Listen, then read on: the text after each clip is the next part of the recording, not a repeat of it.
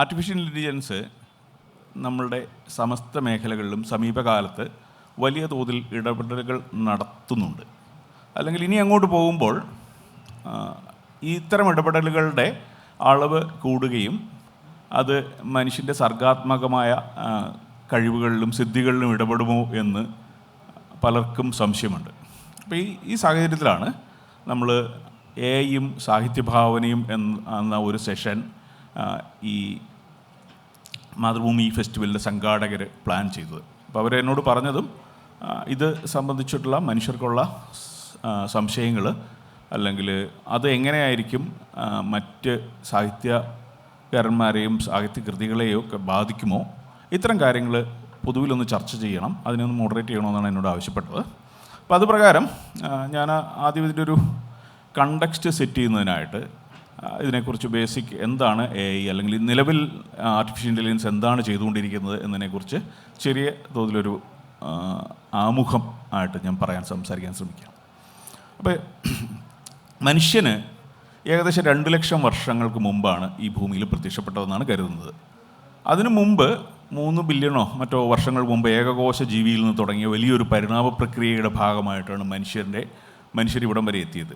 അപ്പം ഏറ്റവും വലിയ തോതിൽ വികസിച്ച ഒരു തലച്ചോറ് മനുഷ്യൻ്റേതാണെന്ന് നമ്മൾ കരുതുന്നത്. അപ്പോൾ മനുഷ്യൻ്റെ തലച്ചോറിലാണ് നമ്മുടെ ബുദ്ധിശക്തിയും നമ്മളുടെ മറ്റ് എല്ലാ കഴിവുകളും നമ്മളുടെ ഓർമ്മയും എല്ലാം അടക്കം ചെയ്തിരിക്കുന്നത്.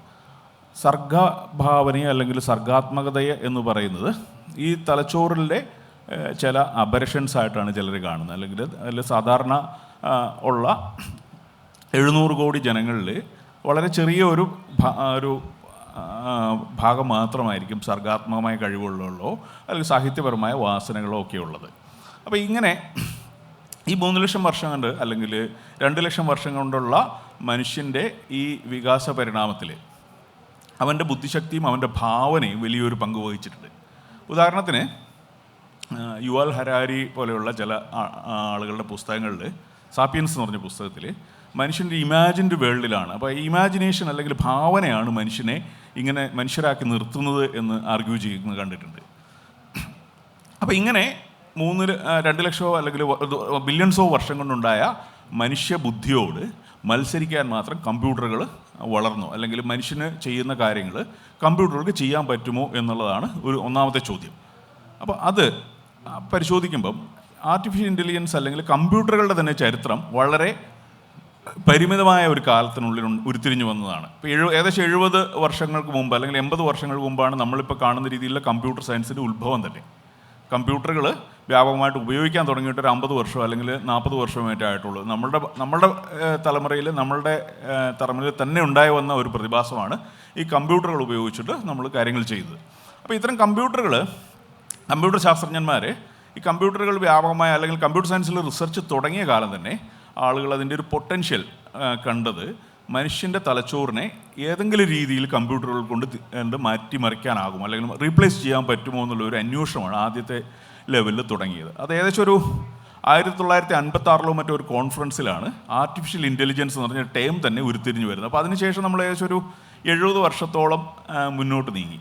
അപ്പോൾ ഈ 70 വർഷത്തിനുള്ളിൽ അതൊക്കെ കുറച്ച് പുരോഗതി ഉണ്ടായിട്ടുണ്ട്. ആദ്യകാലത്ത് ആളുകൾ ധരിച്ചിരുന്നത് മനുഷ്യ മസ്തിഷ്കത്തെ വളരെ എളുപ്പത്തിൽ റീപ്ലേസ് ചെയ്യാം, അല്ലെങ്കിൽ ഇത് ഒരു മനുഷ്യൻ്റെ എല്ലാ കാര്യങ്ങളും മാറ്റിയിട്ട് നമ്മുടെ രജനീകാന്തിൻ്റെയൊക്കെ സിനിമയിൽ കാണുന്ന പോലെ യന്ത്രന്മാരെ വളരെ എളുപ്പത്തിൽ സൃഷ്ടിക്കാമെന്ന് ആളുകൾ കരുതിയിരുന്നത്. പക്ഷേ ഒരു ഏകദേശം അരനൂറ്റാണ്ടൊക്കെ കഴിഞ്ഞപ്പോഴത്തേക്കും ആളുകൾക്ക് മനസ്സിലായി അത് എളുപ്പത്തിൽ ചെയ്യാവുന്ന ഒരു കാര്യമല്ല.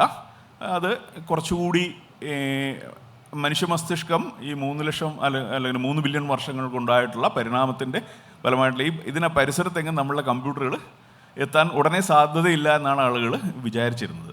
എന്നാൽ ഇപ്പോൾ ഇൻ്റർനെറ്റ് പോലെയുള്ള സംഗതികൾ വന്നപ്പോഴത്തേക്കും, ഇൻ്റർനെറ്റ് അതുപോലെ ഹൈസ്പീഡ് കമ്പ്യൂട്ടിംഗ് ഒക്കെ വന്നപ്പോഴത്തേക്കും ഇതിന് ഈ ആർട്ടിഫിഷ്യൽ ഇൻ്റലിജൻസ് രംഗത്ത് ചെറിയ ചില പുരോഗതികൾ ഉണ്ടായിട്ടുണ്ട്. ആ പുരോഗതിയാണ് ഒരു പരിധിവരെ വലിയ ഹൈപ്പായിട്ട് നമ്മൾ കാണിക്കുന്നത്. ഉദാഹരണത്തിന്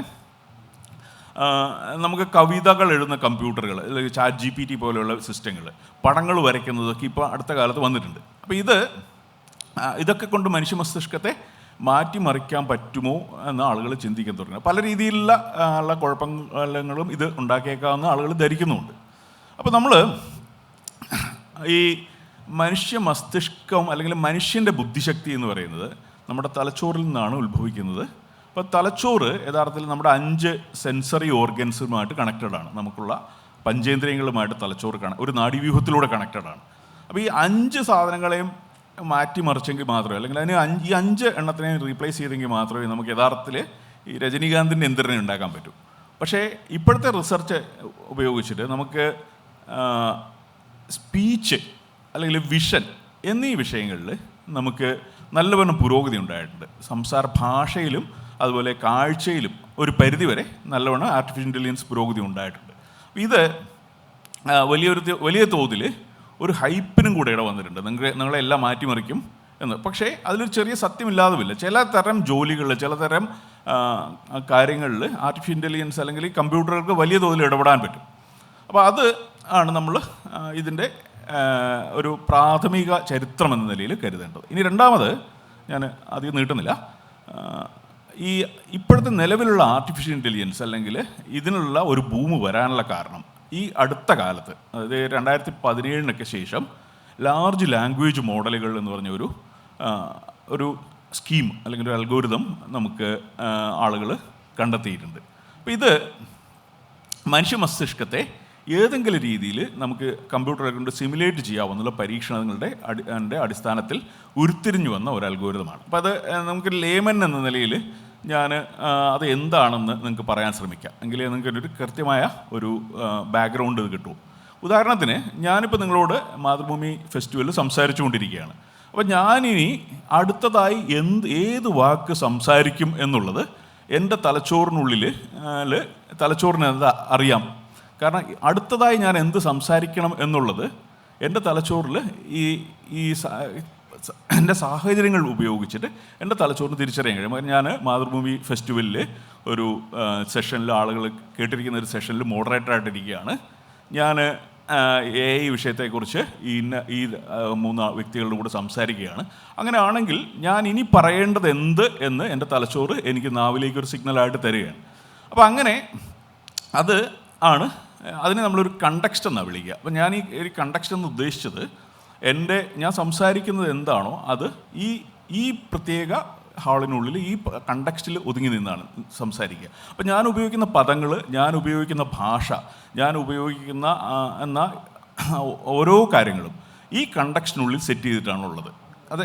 ഇതേ കാര്യം തന്നെ ഞാൻ എൻ്റെ കുട്ടികളോട് സംസാരിക്കുകയോ ഞാൻ എൻ്റെ സ്റ്റുഡൻസിൻ്റെ അടുത്ത് സംസാരിക്കുകയോ ചെയ്യുമ്പോൾ വേറൊരു ഭാഷയിലായിരിക്കും സംസാരിക്കുക.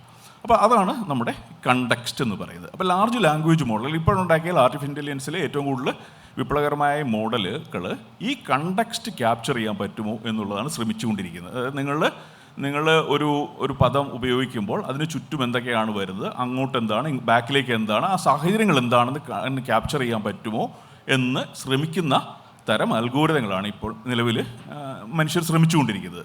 അപ്പോൾ ഇതിനു വേണ്ടിയിട്ട് 2 ലിമിറ്റേഷൻസ് ആയിരുന്നു മനുഷ്യർക്ക് ഉണ്ടായിരുന്നത്. ഇത്തരം അൽഗോരിതങ്ങൾ ഉണ്ടാക്കാമെന്നുള്ളത് കുറച്ച് കാലമായിട്ട് ആൾക്കറിയാം. 2 ലിമിറ്റേഷൻസ് ഉണ്ടായിരുന്നത്, ഒന്ന്, ഇത്തരം ആർട്ടിഫിഷ്യൽ സിസ്റ്റങ്ങളെ പരിശീലിപ്പിക്കാനായിട്ട് വലിയ തോതിൽ ഡേറ്റയുടെ ആവശ്യമുണ്ട്. അപ്പോൾ അത് നമുക്കിപ്പോൾ അടുത്ത കാലത്ത് ഇൻ്റർനെറ്റിൻ്റെ പ്രൊലിഫറേഷനോടുകൂടി എല്ലാ തരം ഡേറ്റയും നമുക്ക് ലഭ്യമായ ഒരു സ്ഥിതി വന്നിട്ടുണ്ട്. രണ്ടാമത്, വലിയ തോതിൽ കമ്പ്യൂട്ടേഷണൽ പവർ നമുക്ക് ആവശ്യമുണ്ട്. കമ്പ്യൂട്ടറുകളിൽ അല്ലെങ്കിൽ കമ്പ്യൂട്ടേഷണൽ പവറിൻ്റെ കാര്യത്തിൽ നമ്മളൊരു 20 വർഷം കൊണ്ട് വലിയ കുതിച്ചുചാട്ടം ഉണ്ടാക്കിയിട്ടുണ്ട്. നിങ്ങൾക്ക് തന്നെ അറിയാം, നിങ്ങളുടെ കയ്യിലിരിക്കുന്ന മൊബൈൽ ഫോണുകൾ ഒരു 20 വർഷം മുമ്പൊക്കെയുള്ള മൊബൈൽ ഫോൺ ഇപ്പോഴത്തെ മൊബൈൽ ഫോൺ എടുത്ത് നോക്കിയാൽ അത് തമ്മിൽ വലിയ വ്യത്യാസമുണ്ട്. അപ്പോൾ ഈ കമ്പ്യൂട്ടിംഗ് പവറിൻ്റെ അവൈലബിലിറ്റിയും അതുപോലെ ഡേറ്റയുടെ അവൈലബിലിറ്റിയും ചേർന്നിട്ട് നമ്മൾ ഭാഷ അല്ലെങ്കിൽ ലാംഗ്വേജ് കമ്പ്യൂട്ടിങ്ങിലും വിഷനിലും കുറച്ചധികം നല്ലവണ്ണം പുരോഗതി ഉണ്ടാക്കിയിട്ടുണ്ട്. അപ്പോൾ അതുകൊണ്ട് തന്നെ ഈ കമ്പ്യൂട്ടറുകൾക്ക് നിങ്ങൾക്കൊരു കണ്ടക്സ്റ്റ് കൊടുത്താൽ, ഉദാഹരണത്തിന് നിങ്ങൾ ഷേക്സ്പിയറിൻ്റെ പോലെ ഒരു കവിത എഴുതുക എന്ന് പറഞ്ഞു കഴിഞ്ഞാൽ അത് നോക്കിയിട്ട് ആ കണ്ടക്സ്റ്റ് മനസ്സിലാക്കിക്കൊണ്ട് കുറച്ച് കവിത അല്ലെങ്കിൽ കവിതാശാഖകൾ എഴുതിത്തരാൻ പറ്റും. അപ്പോൾ അത് പ്യുവറായിട്ടും ഒരു സ്റ്റാറ്റിസ്റ്റിക്കൽ മോഡലിൽ നിന്നാണ് ഉണ്ടാക്കുന്നത്. അല്ലെങ്കിൽ അത് യാന്ത്രികമായി ഇനി വരുന്ന വാക്ക് ഏതായിരിക്കണം എന്നൊരു പ്രോബബിലിറ്റി കണക്കാക്കിയിട്ടാണ് ഉണ്ടാക്കുന്നത്. അത് നമ്മൾ ഒരു സാഹിത്യകാരൻ എഴുതുന്ന പോലെ ഭാവനയെ അടിസ്ഥാനമാക്കിയിട്ടുള്ളതല്ല. അപ്പോൾ ഒരു സാഹിത്യകാരൻ്റെ എന്നെ വെച്ച് നോക്കുമ്പോൾ, അല്ലെങ്കിൽ ഒരു സാഹിത്യകാരൻ്റെ ഭാവന എന്ന് പറയുന്നത് അവൻ്റെ ജീവിതാനുഭവങ്ങൾ വെച്ചിട്ട് കൂടി തന്നെയാണ് ഉണ്ടാകുന്നത്. ഉദാഹരണത്തിന് അവന് ചെറുപ്പകാലത്തുണ്ടായിട്ടുള്ള അനുഭവങ്ങൾ, അവൻ അനുഭവിച്ചിട്ടുള്ള ടേസ്റ്റുകൾ, അവൻ സ്മെല്ല് ചെയ്തിട്ടുള്ള മണങ്ങൾ, ഇങ്ങനെ നിരവധി സാധനങ്ങളെ ബേസ് ചെയ്തിട്ടാണ് സാഹിത്യകാരൻ്റെ ഭാവന ഉണർന്നു വരുന്നത്. അപ്പോൾ അതേസമയം കമ്പ്യൂട്ടറുകൾ അത് ഇതിനു മുമ്പ് കണ്ടിട്ടുള്ള ടെക്സ്റ്റിനെ മാത്രം അല്ലെങ്കിൽ പടങ്ങളെ മാത്രം ഉപയോഗിച്ചിട്ടുള്ള ചിത്രങ്ങളാണ് എഴുതുന്നത്. അപ്പോൾ അതുകൊണ്ട് തന്നെ നിലവിൽ എൻ്റെ അഭിപ്രായത്തിൽ ഈ കമ്പ്യൂട്ടറിൽ എഴുതുന്ന കവിതയും കമ്പ്യൂട്ടറിൽ എഴുതുന്ന പടങ്ങളും എല്ലാം ഫാക്ടറിയിൽ ഉണ്ടാക്കുന്ന കേക്ക് പോലെയാണ്. ഫാക്ടറിയിൽ നമുക്കിപ്പം എലൈറ്റിൻ്റെയൊക്കെ ഫാക്ടറിയിൽ ഉണ്ടാക്കുന്ന കേക്ക് എല്ലാം ഒരേ ടേസ്റ്റും ഒരേപോലെയുള്ള ആയിരക്കണക്കിന് എണ്ണത്തിനെ പടച്ചുവിടാൻ പറ്റും. അതേസമയം നമുക്ക് വീട്ടിലുണ്ടാക്കുന്ന നമ്മളുടെ സ്വന്തം റെസിപ്പിയിൽ ഉണ്ടാക്കുന്ന സാധനങ്ങൾ വളരെ ഡിഫറൻ്റ് ആയിട്ടുള്ളതും വളരെ വ്യത്യസ്തമായിട്ടുള്ള സാധനങ്ങളാണ്. അതുകൊണ്ട് യാന്ത്രികമായി എഴുതുന്ന കവിത പോലെ തന്നെ ഇരിക്കും, പക്ഷേ അത് സർഗാത്മകമായ ഒരു കാര്യമാകും എന്ന് ഉടനെങ്ങും സാധ്യമാകുമെന്ന് ഞാൻ കരുതുന്നില്ല. അത് ഇപ്പോൾ ഒരു ഇൻസിഡൻറ്റും കൂടി പറഞ്ഞുകൊണ്ട് ഞാൻ എൻ്റെ ആമുഖ പ്രഭാഷണം അവസാനിപ്പിക്കാം. ഈ അടുത്ത ഇടയിൽ എൻ്റെ ഒരു സുഹൃത്ത് എൻ്റെ അടുത്ത് വിചിത്രമായൊരു ആവശ്യമായി വന്നു. അദ്ദേഹം ഒരു കവിതാ മത്സരം സംഘടിപ്പിച്ചു. കുട്ടികളുടെ ഒരു ഓർഗനൈസേഷനിലെ എംപ്ലോയീസിന് വേണ്ടിയിട്ടുള്ള ഒരു കവിതാ മത്സരമായിരുന്നു. അപ്പോൾ അങ്ങേർക്ക് ഒരു 50ഓളം കവിതകൾ കിട്ടി. അപ്പോൾ മൂപ്പർക്ക് ഇത് നോക്കിക്കഴിഞ്ഞപ്പോഴത്തേക്ക് ഇതെല്ലാം ChatGPT എഴുതിയതാണോ അല്ലെങ്കിൽ ഈ കമ്പ്യൂട്ടർ എഴുതിയതാണോ എന്നുള്ള ഭയങ്കരമായ സംശയം. കാരണം അതുവരെ കേട്ടിട്ടില്ലാത്ത വാക്കുകൾ, അതുവരെ കണ്ടിട്ടില്ലാത്ത പ്രയോഗങ്ങളൊക്കെയാണ് സാധാരണ മനുഷ്യർ അവരുടെ എംപ്ലോയീസ് ഉപയോഗിക്കാൻ പറ്റാത്ത പ്രയോഗങ്ങളൊക്കെ വെച്ചിട്ടുള്ള കവിതകൾ വന്നിരിക്കുന്നത്. അപ്പോൾ ആ കവിതകൾ നോക്കിയപ്പം പലതും നമ്മുടെ മാതൃഭൂമി ആഴ്ചപ്പതിലൊക്കെ വരുന്ന പോലത്തെ കവിതകൾ പോലെ തന്നെയാണ് എനിക്ക് തോന്നിയത്. പക്ഷേ നമ്മൾ ഇനി പരിശീലിക്കേണ്ടത് ഇങ്ങനെ ഫാക്ടറിയിൽ ഉണ്ടാക്കിയ സാധനങ്ങളും വീട്ടിലുണ്ടാക്കിയ സാധനങ്ങളും നമ്മൾ തിരിച്ചറിയാനുള്ളൊരു കഴിവ് വായനക്കാർ ആർജിക്കുകയാണ് വേണ്ടതെന്നാണ് എനിക്ക് തോന്നുന്നത്. അപ്പോൾ ഇത്രയും പറഞ്ഞുകൊണ്ട് ഞാൻ എൻ്റെ ഒരു ഇനീഷ്യൽ കമൻസ് അവസാനിപ്പിക്കുകയാണ്. ഞാൻ നമ്മുടെ അച്ചുസാറിൻ്റെ അടുത്ത് ഇതിനെക്കുറിച്ചൊന്ന് കമൻറ്റ് ചെയ്യുന്നതിനും ഈ കാര്യങ്ങളെക്കുറിച്ച് ചെയ്യുന്നതിനും ഒന്ന് അഭ്യർത്ഥിക്കുന്നു. എല്ലാവർക്കും നമസ്കാരം. ആദ്യം ഒരു നല്ല വാർത്ത പറയാം. ഞാൻ കരുതുന്നു ChatGPT പോലുള്ള ജനറേറ്റീവ് AI സംവിധാനങ്ങൾ സാഹിത്യരംഗത്ത് വലിയ മാറ്റങ്ങൾ സൃഷ്ടിക്കുകയും എഴുത്തുകാർക്ക് വെല്ലുവിളി സൃഷ്ടിക്കുകയും ചെയ്യുന്നുണ്ടെന്നുള്ള സംശയമില്ല. പക്ഷേ നമ്മുടെ നാട്ടിൽ തൽക്കാലം ഭയപ്പെടാനൊന്നുമില്ല. അതിന് കാരണം എന്താണെന്ന് വെച്ചാൽ ChatGPTയുടെ ഇംഗ്ലീഷ് ഡോക്ടർ ശശി തരൂരിൻ്റെ ഇംഗ്ലീഷിന് തുല്യമായ മികവുള്ള ഇംഗ്ലീഷാണെങ്കിലും അതിൻ്റെ മലയാളം ഡോക്ടർ ശശി തരൂരിൻ്റെ മലയാളം പോലെയാണ്. അതുകൊണ്ട് തൽക്കാലം അതിന് മലയാളത്തിൽ കവിത എഴുതി എന്തെങ്കിലും പ്രശസ്തി നേടിക്കളയാനോ കഥ എഴുതി പ്രശസ്തി നേടാനോ ഉള്ള ഒരു സാധ്യതയും കാണുന്നില്ല. അതൊരു വിഷയത്തിലേക്കും കൂടെ സൂചിപ്പിക്കുകയാണ്. ഡോക്ടർ സുനിൽ ഇവിടെ പറഞ്ഞ പോലെ ഇത് ഭാഷയും സർഗവൈഭവവും എല്ലാം പഠിച്ചെടുക്കുന്നത് ഈ ഭാഷയിൽ ഇതിനകം തന്നെ ഉള്ള എഴുത്തിനെ അടിസ്ഥാനപ്പെടുത്തിയിട്ടാണ്. അപ്പോൾ അത് ഇംഗ്ലീഷിനെ സംബന്ധിച്ചിടത്തോളം വളരെ വലിയൊരു ഭണ്ഡാരം നമുക്കുണ്ട്. മലയാളത്തിനെ സംബന്ധിച്ചിടത്തോളം അങ്ങനെ ഒരു കാര്യം തുല്യ അളവിലില്ല. ചെറിയ ഭാഷകൾക്കെല്ലാം ഈ പ്രശ്നം ഉണ്ടാകുമെന്ന് എനിക്ക് തോന്നുന്നു. ChatGPTയുടെ ഹിന്ദി വരെ വളരെ മെച്ചപ്പെട്ടതാണ്, മലയാളത്തിനെ അപേക്ഷിച്ച് വളരെ മെച്ചപ്പെട്ടതാണ്. അപ്പോൾ നമ്മുടെ ഭാഷയ്ക്കൊരു വെല്ലുവിളി കാണുന്നതേ ഇല്ല. മിക്കവാറും വളരെ പൊട്ട കവിതകൾ മാത്രമേ ഇതിന് മലയാളത്തിൽ എഴുതാൻ സാധിക്കുള്ളൂ. പക്ഷേ ഇംഗ്ലീഷിൽ പൊട്ടക്കവിതയാണോ എന്ന് പറയാൻ നോക്കില്ല. നമുക്ക് മുൻവിധി ഉണ്ടെങ്കിൽ ചിലപ്പം പൊട്ടക്കവിത അല്ലെങ്കിൽ പൊട്ടക്കഥ എന്ന് പറയാൻ നോക്കും. ഇപ്പോൾ ഡോക്ടർ സുനിൽ പറഞ്ഞു ഒരുപാട് കവിതകൾ കൊണ്ടുവച്ചപ്പോൾ അത് സംശയം തോന്നി എന്ന് പറഞ്ഞു. യഥാർത്ഥത്തിൽ അതൊരു ടെസ്റ്റായിട്ട് തന്നെ നമുക്ക് എടുക്കാം. ഒരു AI എഴുതിയ ഒരു കഥയും അത് നല്ലതാണോ എന്ന് വിലയിരുത്തുന്നതിന് സാധാരണ മനുഷ്യരെഴുതിയ കഥകളുടെ കൂട്ടത്തിൽ വെച്ചിട്ട് മാർക്കിടണം. അല്ല പ്രത്യേകം ഇട്ടാൽ നമ്മുടെ മുൻവിധി നമ്മളെ സ്വാധീനിച്ചു എന്ന് വരും. അപ്പോൾ അത് ഒരു കാര്യം. രണ്ടാമത്തെ വിഷയം, ഇതിൽ വ്യാകുലപ്പെടേണ്ടത് ആരാണെന്നും കൂടെ ഒരു ചോദ്യം വരുന്നു. ഈ സർഗപ്രപഞ്ചത്തെ മോഷ്ടിച്ചുകൊണ്ട് പോകാൻ ഈ AI തയ്യാറാകുകയാണോ എന്ന് ചോദിച്ചാൽ ഞാൻ കരുതുന്നു സാഹിത്യം എന്ന് പറഞ്ഞ വാക്ക് വിശാല അർത്ഥത്തിൽ അത് എഴുത്തുകാരനും വായനക്കാരനും കൂടെ ചേർന്നതാണ്. ഇനി വായനക്കാരന് പ്രത്യേകിച്ച് വിഷമിക്കാനൊന്നുമില്ല. നിങ്ങൾക്ക് വായിക്കാൻ വേറെ ഒരു ഉൽപ്പന്നം കൂടെ കിട്ടുന്നു, അത് നിങ്ങൾ വായിക്കുന്നു, നിങ്ങൾക്ക് ഇഷ്ടപ്പെട്ടെങ്കിൽ അത് സ്വീകരിക്കുന്നു, ഇല്ലെങ്കിലില്ല. എല്ലാ സാഹിത്യകാരന്മാരും എഴുതിയത് എല്ലാവരും സ്വീകരിക്കുന്നില്ലല്ലോ. നമ്മളും ആ സാഹിത്യ സൃഷ്ടിയുമായിട്ട് പ്രതിപ്രവർത്തിക്കുമ്പോൾ ഉണ്ടാകുന്ന ഉദാത്തമായ അനുഭൂതിക്ക് വേണ്ടിയാണല്ലോ നമ്മളെല്ലാം കാത്തിരിക്കുന്നത്. അപ്പോൾ AI എഴുതിയതാണെന്ന് പറഞ്ഞുകൊണ്ട് ഏതെങ്കിലും വായനക്കാരൻ എന്തെങ്കിലും പ്രശ്നം ഉണ്ടാകണമെന്ന് എനിക്ക് തോന്നുന്നില്ല. ഇപ്പോൾ ഡോക്ടർ സുനിൽ പറഞ്ഞു ഇതിന് ജീവിതാനുഭവം ഇല്ല കമ്പ്യൂട്ടറിന്. കമ്പ്യൂട്ടർ ജീവിതാനുഭവം ഇല്ലാതെയാണ് എഴുതുന്നത്. പക്ഷേ വായനക്കാരനുണ്ടല്ലോ ജീവിതാനുഭവം. അപ്പോൾ അവൻ്റെ ജീവിതാനുഭവമായിട്ട് അനുരണനം ചെയ്യുന്ന ചില കാര്യങ്ങൾ കമ്പ്യൂട്ടർ യാന്ത്രികമായി സൃഷ്ടിച്ചു എന്ന് വരാം. കമ്പ്യൂട്ടറിന് അറിഞ്ഞുകൂടാ, അതുകൊണ്ട് നമ്മുടെ മനസ്സിൽ എന്തെങ്കിലും ഉദ്ദീപനം ഉണ്ടാകുന്നു, പക്ഷെ അങ്ങനെ സൃഷ്ടിച്ചു എന്ന് വരാം. അപ്പോൾ ഞാൻ കാണുന്നത് ഇത്രയും വികാസങ്ങളൊക്കെ ഉണ്ടെങ്കിലും അത് എഴുത്തുകാരെ ആണ് കൂടുതൽ സ്വാധീനിക്കുന്നത്, അല്ലെങ്കിൽ അവരാണ് അതിനെ പ്രശ്നമായിട്ട് കാണുന്നത്. വായനക്കാരനെ സംബന്ധിച്ചിടത്തോളം നമ്മൾ തന്നെ വായിച്ചു നോക്കുള്ളൂ. പറയുന്നില്ല നിങ്ങൾ ഇനി മുതൽ നോവൽ വായിക്കണ്ട, ഞങ്ങൾ വായിച്ച് ഞങ്ങൾ സുഖിച്ചോളാം എന്നൊരു കമ്പ്യൂട്ടർ പറഞ്ഞാൽ അതിന് നമുക്കൊരു പ്രസക്തിയില്ല. അപ്പോൾ വായന നമ്മുടെ കയ്യിൽ തന്നെ നിൽക്കുകയാണ്. അതിൻ്റെ സാഹിത്യം എന്ന് പറഞ്ഞതിൻ്റെ ഒരു പങ്ക് അതിൻ്റെ സൃഷ്ടിയും, രണ്ടാമത്തെ പങ്ക് അതിൻ്റെ ആസ്വാദനവും വിമർശനവും ആണ്. അപ്പോൾ അതിന് യാതൊരുവിധ വെല്ലുവിളിയും ഈ സാങ്കേതികവിദ്യ ഉയർത്തുന്നില്ല എന്നാണ് എനിക്ക് തോന്നുന്നത്. ഇനി ഒരു കാര്യം കൂടെ ഞാൻ ആദ്യഘട്ടത്തിൽ പറയാൻ ഒറ്റ കാര്യം കൂടെ പറയാം. നമ്മളിതുവരെ ഗൂഗിളിനെയാണ് ശ്രദ്ധിച്ചുകൊണ്ടിരുന്നത്, അതിൻ്റെ അത്ഭുതത്തെയാണ് നമ്മൾ വാഴ്ത്തിക്കൊണ്ടിരുന്നത്. ഞാനൊക്കെ തന്നെ സംസാരിക്കുമ്പോൾ നമ്മൾ ഗൂഗിളിനെ മഹാഗുരു എന്ന് വിളിച്ചിരുന്നു. ഞാനിപ്പോൾ തിരുത്തുന്നു. കാരണം ChatGPT വന്നപ്പോഴാണ് നമുക്ക് മനസ്സിലായത് അത് ഗൂഗിൾ മഹാഗുരു അല്ല. ഗൂഗിൾ ഒരു മഹാ ലൈബ്രറിയനാണ്. ഇൻ്റർനെറ്റിൽ ഇരിക്കുന്ന പല സാധനങ്ങളെയും ആവശ്യാനുസരണം പെട്ടെന്ന് എടുത്തുകൊണ്ട് വരാൻ സാധിക്കുന്ന ഒരു ലൈബ്രറിയൻ, ഒരു മഹാപണ്ഡിതനാണ് ജനറേറ്റീവ് AI. അത് നമ്മുടെ കൂടെ നടക്കുകയാണ്. അപ്പോൾ ഇതിനെക്കുറിച്ചിട്ടുള്ള ചർച്ച നടത്തുമ്പോൾ നമ്മൾ ഒരു പരിധി വിട്ട് വിമർശിക്കാതിരിക്കുക എന്നാണ് എൻ്റെ അഭിപ്രായം. കാരണം നിങ്ങൾ ശ്രദ്ധിക്കുക, ഓർക്കുക, ഈ ChatGPT എന്ന് പറയുന്നത് 5 വയസ്സുള്ള ഒരു കുട്ടിയായിട്ട് കൂട്ടിക്കൊണ്ടാണ്. ഈ 5 വയസ്സുള്ള കുട്ടിയെക്കുറിച്ചാണ് നമ്മളിപ്പോൾ ചർച്ച ചെയ്യുന്നത്. അപ്പോൾ ഈ കുട്ടി ഒരു 25 വയസ്സാകുമ്പോൾ എന്ത് സംഭവിക്കും? അതാണ് നമ്മൾ ആലോചിച്ചിരിക്കേണ്ട കാര്യം. അപ്പോൾ ഇത് വലിയ മാറ്റങ്ങൾ സൃഷ്ടിക്കും. പക്ഷേ അത് തീർച്ചയായിട്ടും അത് സർഗ്ഗപ്രപഞ്ചത്തിനെ മുഴുവൻ മനുഷ്യരിൽ നിന്ന് അകറ്റുമെന്ന് എനിക്ക് പ്രാഥമികമായിട്ട് തോന്നുന്നില്ല. ഈ വിഷയം നമ്മൾ നോക്കുമ്പോൾ നമുക്കുണ്ടാകുന്നൊരു ചോദ്യം എന്ന് പറയുന്നത്, ഇപ്പോൾ എന്താണ് ഭാവന അല്ലെങ്കിൽ എന്താണ് സർഗാത്മകത എന്നൊക്കെയുള്ള ചിന്തകളാണ്. അപ്പോൾ അതൊരു യന്ത്രത്തിൽ എത്രമാത്രം സാധിക്കും എന്നുള്ളതാണല്ലോ നമ്മൾ ചിന്തിക്കുന്നത്. അപ്പോൾ ഇവിടെ നേരത്തെ സുനിൽ പറഞ്ഞതും സാറ് പറഞ്ഞതുമായിട്ട് ചേർത്ത് വെച്ച് ചിന്തിക്കാവുന്ന, നമ്മളെ ഓർമ്മപ്പെടുത്താവുന്ന ഒരു കാര്യം എനിക്ക് തോന്നുന്നത്, നിർമ്മിത ബുദ്ധി എന്ന് നമ്മൾ പറയുന്നുണ്ടെങ്കിലും അത് ശരിയായ രീതിയിൽ നമ്മുടെ മനുഷ്യനിൽ തന്നെയുള്ളൊരു ബുദ്ധി അല്ല അവിടെ ഉണ്ടാകുന്നതെന്നും, ബുദ്ധിപരമായ കാര്യങ്ങൾ, ബുദ്ധി ആവശ്യമെന്ന് നമ്മൾ തീരുമാനിച്ചിട്ടുള്ള കാര്യങ്ങൾ യന്ത്രത്തിൽ ചെയ്തെടുക്കുകയാണ് നമ്മൾ ചെയ്യുന്നത്. ഇപ്പം ഡിസിഷൻ മേക്കിംഗ്, അല്ലെങ്കിൽ നമ്മൾ പാറ്റേൺ കണ്ടുപിടിക്കുക, അല്ലെങ്കിൽ നമുക്ക് കാര്യങ്ങളെ കണ്ടുകൊണ്ട് മനസ്സിലാക്കുക, ഇങ്ങനെയൊക്കെയുള്ള കാര്യങ്ങളാണ് യന്ത്രത്തിൽ എങ്ങനെ ചെയ്യാം എന്നുള്ളതാണ് അവിടെ ചെയ്തിട്ടുള്ളത്. അപ്പോൾ ആ രീതിയിൽ എടുക്കുമ്പോൾ ഈ ഭാവന അല്ലെങ്കിൽ സർഗാത്മകത എന്ന് പറയുന്നതും അത് അതേപടി സൃഷ്ടിക്കുകയല്ല, അതിൻ്റെ പ്രസരണം, അതിൻ്റെ ഒരു പെരുമാറ്റം എങ്ങനെയായിരിക്കും, അതാണ് നമ്മൾ ഇത്തരത്തിലുള്ള ആപ്പുകൾ കൊണ്ട് നമ്മൾ സൃഷ്ടിച്ചെടുക്കുന്നത്. അപ്പോൾ ഇതിൽ ഇപ്പം നമ്മൾ അതുപോലെ തന്നെ പറഞ്ഞു, ഒരു സാഹിത്യ സർഗാത്മകത അല്ലെങ്കിൽ ഭാവന എന്ന് പറയുമ്പോൾ അത് ഇന്നേ വരെ കണ്ടിട്ടില്ലാത്ത ഒന്ന്, നമ്മുടെ ബാഹ്യമായ നമ്മുടെ സ്ഥിതിയിൽ നിന്നൊക്കെ വളരെ വ്യത്യാസമായിട്ടും നമ്മൾ പരിചയിച്ചിട്ടില്ലാത്തതുമായിട്ടുള്ള ഒന്നാണ് സാഹിത്യകാരൻ ഭാവനയിൽ ഉണ്ടാക്കിയെടുക്കുന്നത്. അതിന് യാഥാർത്ഥ്യമായിട്ടും ഒരു ഇത് ഉണ്ടാവണം എന്നില്ല, പക്ഷേ എന്നാൽ അതിന് വാല്യുബിളാണ്, അത് വളരെ വിലപ്പെട്ടതായിരിക്കുകയും ചെയ്യും.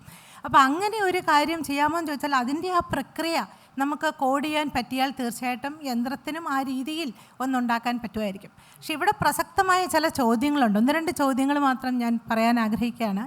ഒന്ന്, ഇങ്ങനെയുള്ള ഈ കാര്യത്തിലും ഒരു സാഹിത്യകാരൻ്റെ, ഒരു മനുഷ്യനായ സാഹിത്യകാരൻ ഉണ്ടാകുന്ന ആ ഭാവനയെ ഉദ്ദീപിപ്പിക്കുന്ന ചിലപ്പോൾ ഒരു വികാരമായിരിക്കാം, ഒരു ഓർമ്മയായിരിക്കാം, പണ്ട് നടന്ന ഒരു അനുഭവമായിരിക്കാം. അതുപോലെ ഒരു സാഹിത്യകൃതി എന്ന് പറയുന്നത് ഒരു കൾച്ചറൽ എക്സ്പ്രഷനും കൂടിയാണ്, ഒരു സംസ്കാരത്തിൻ്റെയും ഒരു സാഹചര്യങ്ങളുടെയും ഒക്കെ ഒരു എക്സ്പ്രഷനാണ്. അപ്പോൾ അതിൻ്റെ ഒരു പ്രസക്തി അവിടെ എവിടെയാണ് വരുന്നതെന്നുള്ളതാണ്. പിന്നീടൊന്ന്, ഈ ഒരു നമ്മുടെ മുമ്പിൽ തന്നെ ഇപ്പോൾ ഒരു സാഹിത്യകൃതി കൊണ്ട് വെച്ചിട്ട് പറയുകയാണ് ഇത് ഒരു മനുഷ്യൻ എഴുതിയതാണ്, അടുത്തത് ഒരു നോവൽ അതൊരു യന്ത്രത്തിൽ നിന്നുണ്ടായതാണ് എന്ന് നമ്മൾ അറിഞ്ഞാൽ ഏത് രീതിയിലായിരിക്കും നമ്മൾ രണ്ടിനോടും പ്രതികരിക്കുക? നമ്മൾ ഏതിനോടായിരിക്കും കൂടുതൽ ഡീപ്പായിട്ട് എൻഗേജ് ചെയ്യുക എന്നുള്ളൊരു ചോദ്യമുണ്ട്. ഇപ്പോൾ തൊട്ട് മുമ്പിലൂടെ നടന്ന സെഷനിൽ 4 സാഹിത്യകാരന്മാരുമായിട്ടുള്ള സംഭാഷണമായിരുന്നു. അപ്പോൾ അതിൽ അവസാനം വായനക്കാരുടെ നേരിൽ നിന്നുണ്ടായ ചോദ്യങ്ങൾ എന്താണ്? ഓരോ കഥാപാത്രങ്ങൾ എവിടെ നിന്ന് വന്നു? ആ സൃഷ്ടിക്കാനുണ്ടായത് യഥാർത്ഥ ലോകത്തിലുള്ള ഏതെങ്കിലും ഒരാളായിരുന്നോ എന്നൊക്കെയുള്ള ആ ചിന്തകളാണ്. അപ്പോൾ ഒരു സാഹിത്യകൃതി എന്ന് പറയുമ്പോൾ നമ്മൾ വളരെ ഡീപ്പായിട്ടാണ് അത് ആ സാഹിത്യകാരനുമായിട്ട് ബന്ധപ്പെട്ടിട്ടാണ് നമ്മൾ അതുമായിട്ടുള്ളൊരു എൻഗേജ്മെൻറ്റ് നടത്തുന്നതെന്നുള്ളതാണ്. പിന്നീടുള്ള 2 ചോദ്യങ്ങൾ, ഒരു ചോദ്യം എന്ന് പറയുന്നത് ഇത്തരത്തിലുള്ള സാഹിത്യകൃതികൾ വരുമ്പോൾ അവിടെ പല ചോദ്യങ്ങളുണ്ട്. അതിൻ്റെ ഓണർഷിപ്പിനെ പറ്റിയുള്ള, അതുപോലെ ഏതെങ്കിലും തരത്തിലുള്ള സാഹിത്യ ചോരണം, അത് പ്ലൈജിയറിസം ഒക്കെ അവിടെ വന്നിട്ടില്ലേ, അതിനുള്ള ചോദ്യങ്ങൾക്ക് നമ്മൾ എങ്ങനെ ഉത്തരം പറയും? ഇതിൻ്റെ ഉത്തരവാദി ആരാണ്? ഏതെങ്കിലും തരത്തിലുള്ള ഒരു അപകടം ഉണ്ടാക്കാവുന്ന ഒരു പ്രസ്താവം അതിലുണ്ടെങ്കിൽ അത് ആർക്കാണ് അതിൻ്റെ ഉത്തരവാദിത്വം എന്നൊക്കെയുള്ള കാര്യങ്ങളുണ്ട്. അപ്പം ഉത്തരവാദിത്വത്തോടെ എങ്ങനെ ഇത്തരം കാര്യങ്ങൾ ചെയ്യാമെന്നുള്ള ചിന്തയും നമ്മൾ ലോകമൊട്ടാകെ കാണുന്നുമുണ്ട്. പിന്നെ സാർ അച്യുതസംഘ സാർ പറഞ്ഞതുപോലെ ഞാൻ യോജിക്കുകയാണ്. അതായത് ഇതിൽ ഏറ്റവും കൂടുതൽ ചലഞ്ച് ഉണ്ടാകുന്നത് എഴുത്തുകാരന് തന്നെയാണ്. കാരണം നമ്മൾ കാണുന്നുണ്ട് മനുഷ്യരെഴുതുന്ന കൃതികളിലും എല്ലാ സാഹിത്യ കൃതികളിലും ഒരുപോലെയുള്ള ഭാവനാവിലാസം നമ്മൾ കാണുന്നില്ല. പല തലത്തിലുള്ള ഭാവനയുള്ള സാഹിത്യകൃതികളുണ്ട്. അപ്പോൾ ഇതെല്ലാം തന്നെയും ഒരുമിച്ചിരിക്കുകയുമാണ്. അപ്പോൾ അതുപോലെ തന്നെ ഇത്തരത്തിലുള്ള ഉപകരണങ്ങൾ അതൊരു ഉപകരണമായിട്ട് ഉപയോഗിക്കുകയാണെങ്കിൽ സാഹിത്യത്തിൻ്റെ നിർമ്മാണത്തിന് അത് വളരെയധികം സഹായിക്കും. ChatGPT ഉണ്ടാക്കിയ ഒരു സാഹിത്യകൃതിയും ഒരു സാഹിത്യകാരൻ ഉണ്ടാക്കിയ അല്ലെങ്കിൽ സാഹിത്യകാരി ഉണ്ടാക്കിയ സാഹിത്യകൃതിയും എല്ലാം തന്നെ ഒന്നിച്ചിരിക്കാൻ പറ്റുന്ന ഒരു സാഹചര്യം ഇവിടെ ഉണ്ടാകുമെന്നും തോന്നുന്നു. അതുപോലെ സ്വന്തം ശബ്ദം മുഴക്കി കേൾപ്പിക്കാൻ പറ്റണമെങ്കിൽ അതുപോലെയുള്ള ഭാവനാവിലാസം പ്രകടിപ്പിക്കുന്ന സാഹിത്യകൃതി തന്നെ ഞാൻ രചിക്കണമെന്നുള്ളത് പ്രധാനമായിട്ടും സാഹിത്യകാരനുള്ളൊരു വലിയ വെല്ലുവിളിയായിട്ട് മാറും എന്ന് തന്നെ എനിക്ക് തോന്നുന്നുണ്ട്. ഇവിടെ പറഞ്ഞ അഭിപ്രായങ്ങളോട് ഞാൻ പൂർണ്ണമായും യോജിക്കുന്നു. മുൻവിധി അതൊരു കീവേഡായിട്ട് എനിക്ക് തോന്നി. ഇപ്പം ഒരു ബട്ടൺ ഞെക്കിയാൽ 1,00,000 കവിതകൾ സർഗാത്മകത ഉണ്ടെന്ന് തോന്നിപ്പിക്കുന്ന രീതിയിലുള്ള ലക്ഷക്കണക്കിന് കവിതകൾ ഒറ്റ ക്ലിക്കിൽ ജനറേറ്റ് ചെയ്യാൻ പറ്റുന്ന AI സാങ്കേതിക വിദ്യകൾ ഇന്നുണ്ട്. പക്ഷെ അത് AI ജനറേറ്റഡ് ആണെന്ന് അറിഞ്ഞു കഴിഞ്ഞാൽ എങ്ങനെയാണ് നമ്മൾ അതിനെ അക്സെപ്റ്റ് ചെയ്യുക? എനിക്ക് തോന്നുന്നത് ഈ സാഹിത്യ ഭാവന ഈ ഒരു ഡിബേറ്റുള്ള അതിൻ്റെ കാതൽ അതാണ്. മനുഷ്യൻ എഴുതിയത് വേറെ, മെഷീൻ എഴുതിയത് വേറെ എന്നുള്ള 2 കാറ്റഗറിയിലേക്ക് പോകും. അതിൽ എങ്ങനെയാണോ പൊതുജനങ്ങൾ അതിനെ അക്സെപ്റ്റ് ചെയ്യുന്നത് അതിലിരിക്കും സാഹിത്യ ഭാവന. ഇപ്പം സാഹിത്യ ഭാവന എന്ന ഭാവന തന്നെ ചിലപ്പം പുനർവിചാരണം ചെയ്യേണ്ടിയിരിക്കും. ഈ അടുത്ത് ഞാൻ വായിച്ചിരുന്നു, മെഷീനും മനുഷ്യനും വേറെ വേറെ കാറ്റഗറിയിലുള്ള സാഹിത്യ കോമ്പറ്റീഷനുകൾ അമേരിക്കയിൽ എവിടെ നടക്കുന്നു. അതൊക്കെ വന്നു തുടങ്ങി.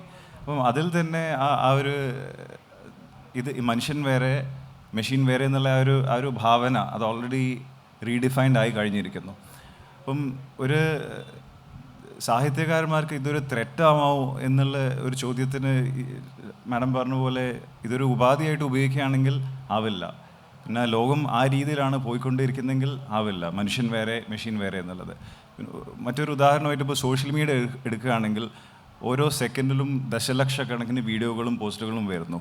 അതിൻ്റെ പരിമിതമല്ലാതെ ഉള്ള കുത്തൊഴുക്കിന് വലിയ വിലയല്ല. കോടിക്കണക്കിന് വീഡിയോകൾ യൂട്യൂബിലുണ്ട്. പക്ഷേ സാഹിത്യം എന്ന് നമ്മൾ പൊതുവെ പറയുമ്പോൾ അങ്ങനെയല്ല. ചില വ്യക്തികൾ അവരുടെ അനുഭവങ്ങൾ, ചില വ്യക്തികൾ എഴുതുന്ന ചില വ്യക്തികൾ ക്രിയേറ്റ് ചെയ്യുന്ന കാര്യങ്ങൾ ബാക്കിയുള്ളവർ ഉറ്റുനോക്കുന്നു. അപ്പം സാഹിത്യം, ഭാവന, ഈ കാര്യങ്ങളൊക്കെ വളരെ മാനുഷികമായിട്ടുള്ള കാര്യങ്ങളാണ്. ഐ തിങ്ക് അതിൻ്റെ ഒരു തത്വശാസ്ത്രം എന്ന് പറയുന്നത് അതങ്ങനെ തന്നെ മുന്നോട്ട് പോകുന്നതാണ് ഞാൻ മനസ്സിലാക്കുന്നത്. പിന്നെ സാറ് നേരത്തെ പറഞ്ഞ പോലെ ഇത് സ്റ്റാറ്റിസ്റ്റിക്കൽ മോഡലാണ്. അത് മുൻപ് കണ്ട പല വാക്കുകൾ കൂട്ടിച്ചേർത്ത് തുന്നിച്ചേർത്ത് ഉണ്ടാക്കുന്നതാണ് AI ജനറേറ്റ് ചെയ്യുന്ന കവിതകൾ അല്ലെങ്കിൽ കഥകൾ എന്നുള്ളത് ഒരു സ്കൂൾ ഓഫ് തോട്ടാണ്, ഒരു വിഭാഗം. പക്ഷേ അതുമായിട്ട് വിയോജിക്കുന്ന വലിയൊരു വിഭാഗം ആൾക്കാർ വേറെ തന്നെയുണ്ട്. ഈ പറഞ്ഞ ChatGPT തന്നെ അതിൻ്റെ ഉള്ളിൽ ഒരു പ്രത്യേക രീതിയിലുള്ള സർഗാത്മകത ഉണ്ട് എന്ന് പറയുന്ന വലിയൊരു വിഭാഗം അക്കാഡമിക്സ് വേറെ തന്നെയുണ്ട്. പിന്നെ മസ്തിഷ്കം, ബുദ്ധി, കോൺഷ്യസ്നെസ്, സെൻഷ്യൻസ്, ഈ പറഞ്ഞ കാര്യങ്ങൾക്ക് ഇന്നും കൃത്യമായിട്ടുള്ളൊരു ഡെഫിനിഷൻ ഇല്ല. ഇപ്പം ഈ അടുത്ത കാലത്ത് നമ്മളെ ആമാശയത്തിലുള്ള ബാക്ടീരിയകൾ നമ്മളെ ക്രിയേറ്റിവിറ്റിയെ നേരിട്ട് ബാധിക്കുന്നു എന്ന് പറഞ്ഞിട്ടുള്ള ഒരു പുതിയ കണ്ടുപിടുത്തം ഉണ്ടായി. ഇത്രയും വർഷങ്ങളായിട്ട് നമ്മൾ തലച്ചോറിലുണ്ടായിരുന്ന ഗ്ലിയൽ കോശങ്ങൾ അത് ബുദ്ധിയെ ബാധിക്കുന്നില്ല എന്ന് പതിറ്റാണ്ടുകൾ വിചാരിച്ചിരുന്ന അതിൽ മാറ്റം വന്നു. ഗ്ലിയൽ സെല്ലുകളും നമ്മൾ ബുദ്ധിയെ ബാധിക്കുന്നു എന്ന് മനസ്സിലായി. അപ്പം എന്താണ് ബുദ്ധി, എന്താണ് ഭാവന എന്നുള്ളതിനുള്ള ഒരു ഡെഫിനിഷൻ പോലും ഇല്ലാത്തൊരവസ്ഥയിലാണ് AI കടന്നു വരുന്നത്. അപ്പം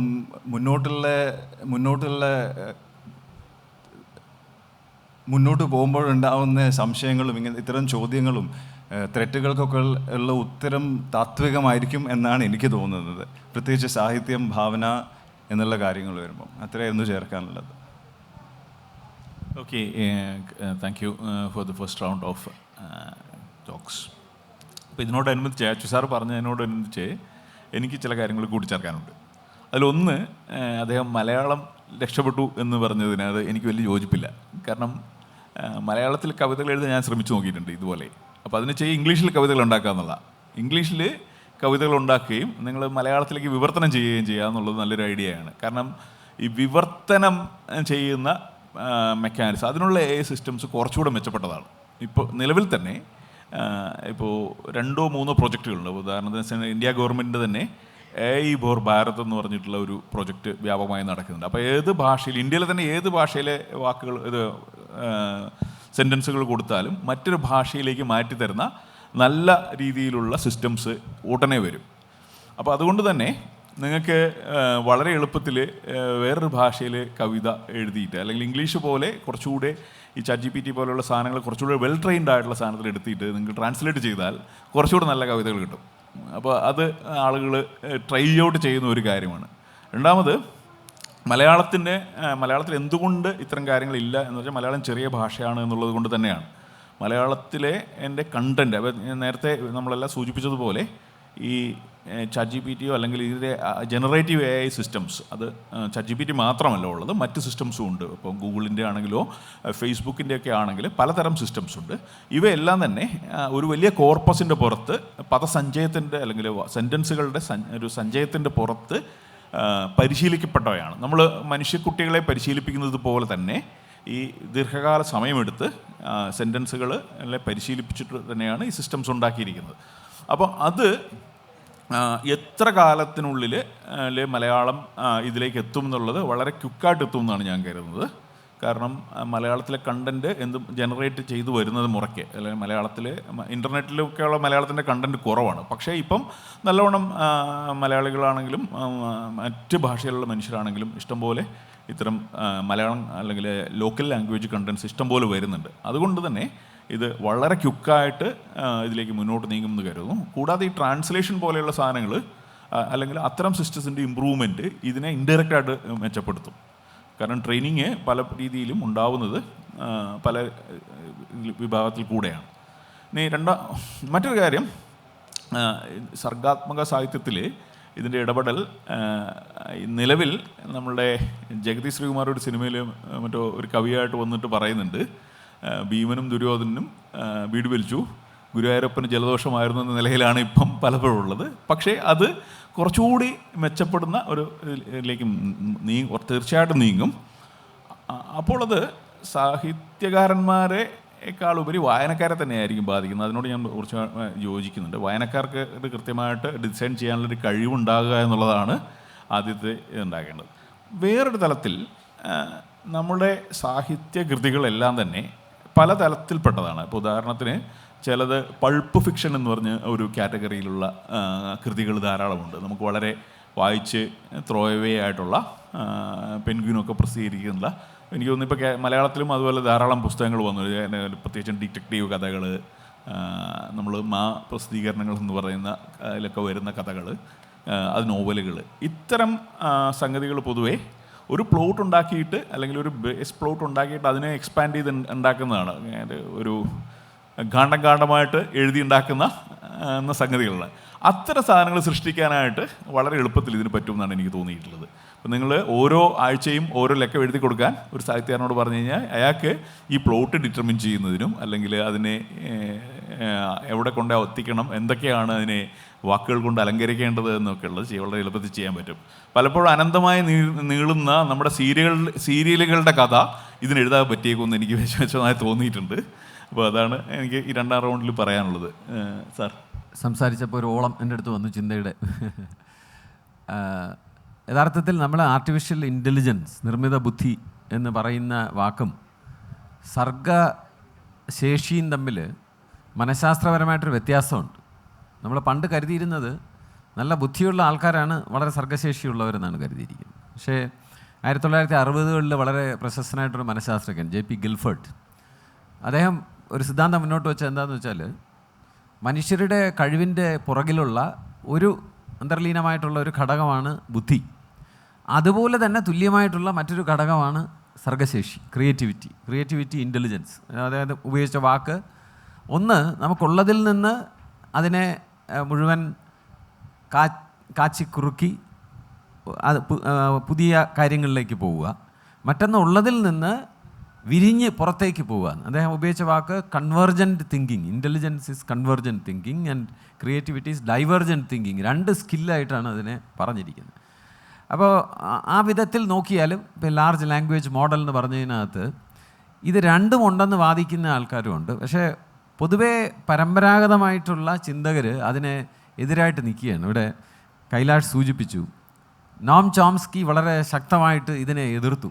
ഇത് ഇങ്ങനൊരു അദ്ദേഹത്തിൻ്റെ അണ്ടർലൈയിങ് ഒരു ഇന്നേറ്റ് മോഡൽ ഓഫ് ലാംഗ്വേജിന് ഇത് യോജിക്കുന്നില്ല എന്ന് പറഞ്ഞു. എൻ്റെ അഭിപ്രായത്തിൽ ആ ഇന്നേറ്റ് മോഡലാണ് ആർട്ടിഫിഷ്യൽ ന്യൂറൽ നെറ്റ്വർക്ക്. അതിന് ആ ഇന്നേറ്റ് മോഡലിൻ്റെ പുറത്ത് അതാത് ഭാഷകളുടെ ഒരു സാഗരത്തിൽ മുക്കുമ്പോൾ അതിൻ്റെ വിജ്ഞാനം അതിനകത്ത് ചേർക്കപ്പെടും എന്നുള്ളത് ചോംസ്കിയുടെ സിദ്ധാന്തമായിട്ട് വേറിട്ട് നിൽക്കുന്നേ ഇല്ല എന്നാണ് എൻ്റെ അഭിപ്രായം. അപ്പം ഞാൻ കരുതുന്നു ഇതിന് സർഗവൈഭവം ഉണ്ടാകാനുള്ള സാധ്യതയുണ്ട്. ഇപ്പോഴുള്ളതിന് ചില പരിമിതികൾ കാണുമായിരിക്കാം. പക്ഷേ ഇവിടെ എല്ലാവരും സൂചിപ്പിച്ച പോലെ, ഡോക്ടർ സുനിൽ സൂചിപ്പിച്ച പോലെ, നമുക്ക് ഭാഷയുടെ ഉള്ളടക്കം കൂടുതൽ ലഭ്യമാകുന്നതോടുകൂടി ഇത് കൂടുതൽ പഠിച്ചെടുക്കും എന്നുള്ളതാണ്. എനിക്കതിനെ ഒരു വരി പറയാൻ നോക്കുന്നത്, എന്നെ ഒരു അധ്യാപനം എന്നുള്ള നിലയിൽ എന്നെ ഏറ്റവും സ്വാധീനിച്ചിട്ടുള്ള ചിന്തകൻ, മാനസ ഗുരുവായിട്ട് ഞാൻ കരുതുന്ന ജെറോം ബ്രൂണർ എന്ന് പറഞ്ഞ മനഃശാസ്ത്രജ്ഞനാണ്. അദ്ദേഹത്തിൻ്റെ വചനം എന്തും ആരെയും പഠിപ്പിക്കാം എന്നാണ്. മനുഷ്യരെക്കുറിച്ചാണ് പറഞ്ഞിരിക്കുന്നത്. എന്തും ആരെയും പഠിപ്പിക്കാൻ സാധിക്കുന്ന വളരെ അർത്ഥഗർഭമായിട്ടുള്ള വരിയാണ്. എൻ്റെ അഭിപ്രായത്തിൽ AI-നെ സംബന്ധിച്ച് നമ്മൾ കരുതിയിരിക്കേണ്ട കാര്യം എന്തും പഠിച്ചെടുക്കാൻ സാധിക്കുന്നുള്ളതാണ്. എന്തും പഠിച്ചെടുക്കാൻ സാധിക്കും AI. അതിന് വേണ്ടുന്ന ഡേറ്റ കൊടുക്കണമെന്ന് മാത്രമേ ഉള്ളൂ. എന്തും പഠിച്ചെടുക്കാൻ സാധിക്കും. അപ്പോൾ അതിനകത്ത് കവിത വരുന്നു, വളരെ മികച്ചതും ഇതുവരെ നമ്മളിതുവരെ സങ്കല്പിച്ചിട്ടില്ലാത്തതുമായിട്ടുള്ള രൂപവും ഭാവവും ഉള്ളടക്കവും എല്ലാമുള്ള കവിതയും സാഹിത്യവും എഴുതാനായിട്ട് അതിന് സാധിക്കുന്നത് തന്നെ നമ്മൾ കരുതിയിരിക്കണം. നമ്മൾ ഇതിനെ ഒരു ഉപകരണമായിട്ട്, നമ്മൾ കമ്പ്യൂട്ടറിനെ സാറിന് പറയുക ഒരു ഉപകരണമായിട്ടാണ് നമ്മൾ കാണുന്നത്. പക്ഷേ AI-നെ അങ്ങനെ കാണാൻ സാധിക്കില്ല. AI നമ്മുടെ ഒരു കൊളാബറേറ്റർ, നമ്മുടെ കൂടെ സഹകരിച്ചുകൊണ്ട് നിൽക്കുന്ന ഒരാളാണ്. അതിനെ അങ്ങനെ വേണം കാണാൻ. ഇപ്പോൾ ഒരു ഉദാഹരണം നമ്മൾ പറഞ്ഞു, നമ്മളൊരു പ്രോംപ്റ്റ് കൊടുത്തിട്ട് അതൊരു കഥ എഴുതുന്നു. ഇത് നമുക്ക് നേരെ തിരിഞ്ഞും ചെയ്യാൻ സാധിക്കും. നമുക്ക് കഥ എഴുതാനുള്ളൊരു പ്രോംപ്റ്റ് നമ്മൾ ChatGPT എടുത്ത് ചോദിക്കാൻ സാധിക്കും. ഒരു ഇതുവരെ ഇല്ലാത്ത രീതിയിൽ, അല്ലെങ്കിൽ ഇന്നിന്ന രീതികളെല്ലാം ഒഴിച്ചുകൊണ്ട് ഒരു കഥാതന്തു എനിക്ക് പറഞ്ഞു തരൂ എന്ന് പറഞ്ഞു തന്നതിന് ശേഷം അതിൽ എഴുത്തുകാരൻ്റെ ജീവിതാനുഭവം കൂടെ കലർത്തി ആ എഴുത്തുകാരന് അതിന് വളരെയധികം ആത്മാവുള്ള ഒരു സൃഷ്ടിയായിട്ട് മാറ്റാൻ സാധിക്കുന്ന തരത്തിൽ ഇത് ഉപയോഗിക്കാം. അതുകൊണ്ടാണ് ഞാൻ പറഞ്ഞത് അതൊരു ടൂളല്ല, അത് നമ്മുടെ കൂടെ നിത്യം സഞ്ചരിക്കുന്ന സന്തത സഹചാരിയായിട്ടുള്ള ഒരു കൊളാബറേറ്ററാണ്. ആ അർത്ഥത്തിലും കൂടെ നമ്മൾ ഈ സാഹിത്യ രംഗത്ത് AI വരുത്താൻ പോകുന്ന വ്യത്യാസത്തിനെക്കുറിച്ച് കാണണം എന്നാണ് എൻ്റെ അഭിപ്രായം. ഇപ്പം നമ്മുടെ ഒരു പ്രധാന ഇങ്ങനൊരു സംഭാഷണ വിഷയം വന്നത് തന്നെ ഇപ്പോഴുള്ള ഈ ജനറേറ്റീവ് AI ആപ്ലിക്കേഷൻസ് ഉപയോഗിക്കുമ്പോൾ ഉണ്ടാകുന്ന ആ ടെക്സ്റ്റ് മനുഷ്യനാണോ അതോ യന്ത്രമാണോ ഉണ്ടാക്കിയത് എന്ന് നമുക്ക് മനസ്സിലാക്കാൻ പറ്റാത്തത് കൊണ്ടാണല്ലോ. അല്ലെങ്കിൽ മനുഷ്യന് എഴുതാവുന്ന രീതിയിൽ അതിന് എഴുതാൻ പറ്റുന്നു എന്നുള്ളതാണ് ഈ വിഷയം ഇവിടെ ഉണ്ടാകാൻ തന്നെ കാരണം. അപ്പോൾ അത് ഒരു കടന്ന് ചിന്തിച്ചാൽ ഈ പറയുന്ന സർഗാത്മകത എന്ന് പറയുന്നതിൻ്റെ പ്രകാശം, ഇപ്പോൾ ഇത് നമ്മൾ സംസാരിച്ചുകൊണ്ടിരിക്കുന്ന ഈ വിഷയം ഇപ്പോൾ ഓരോ നിമിഷവും ഇതിൽ ചിന്തയും വികാസവും നടന്നുകൊണ്ടിരിക്കുന്ന ഒരു സാങ്കേതിക മേഖലയാണ്. ഇപ്പോൾ 1 വർഷം മുമ്പുള്ള പോലെയുള്ളൊരു മേഖലയല്ല ഇന്ന്.